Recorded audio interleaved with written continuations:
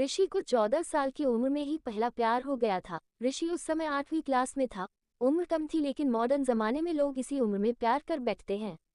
ऋषि का ये पहला प्यार उसकी क्लास में पढ़ने वाली लड़की नीलम के साथ था। नीलम अमीर घराने की लड़की थी। उम्र यही कोई 13-14 साल ही होगी और दिखने में बला की खूबसूरत थी। नीलम के पापा का प्रॉपर्टी डीलिंग का काम था, अच्छे पैसे वाले लोग थे। ऋषि मन ही मन नीलम को दिल दे बैठा था लेकिन हमेशा कहने से डरता था। ऋषि के पिता एक स्कूल में अध्यापक थे, उनका परिवार भी सामान्य ही था, इसीलिए डर से ऋषि कभी प्यार का इजहार नहीं करता था।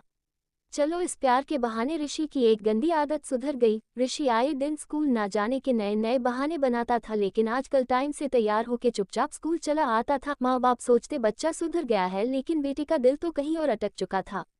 समय ऐसे ही बीतता गया, लेकिन ऋषि की कभी प्यार का इजहार करने की हिम्मत नहीं हुई। बस चोरी छिपे ही नीलम को देखा करता था। हाँ, कभी कभी उन दोनों में बात भी होती थी, लेकिन पढ़ाई के टॉपिक पर ही।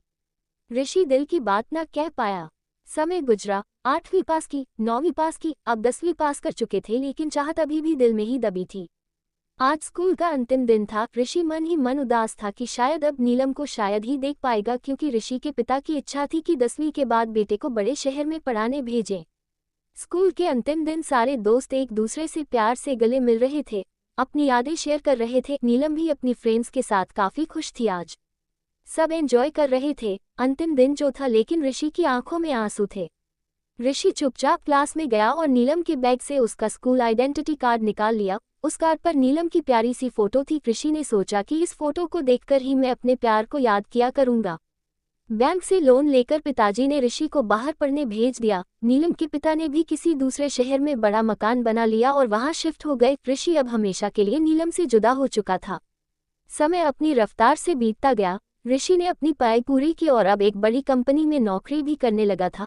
अच्छी तनख्वाह भी थी, लेकिन जिंदगी में एक कमी हमेशा खलती थी, वो थी नीलम। लाख कोशिशों के बाद भी ऋषि फिर कभी नीलम से मिल नहीं पाया था। घर वालों ने ऋषि की शादी एक सुंदर लड़की से कर दी और संयोग से उस लड़की का नाम भी नीलम ही था। ऋषि जब भी अपनी पत्नी को नीलम नाम से पुकारता, उसके दिल की धड़कन तेज हो उठती थी। आंखों के आगे बचपन की तस्वीरें उभर आया करती थी। पत्नी को उसने कभी इस बात का एहसास न होने दिया था, लेकिन आज भी नीलम से सच्चा प्यार करता था।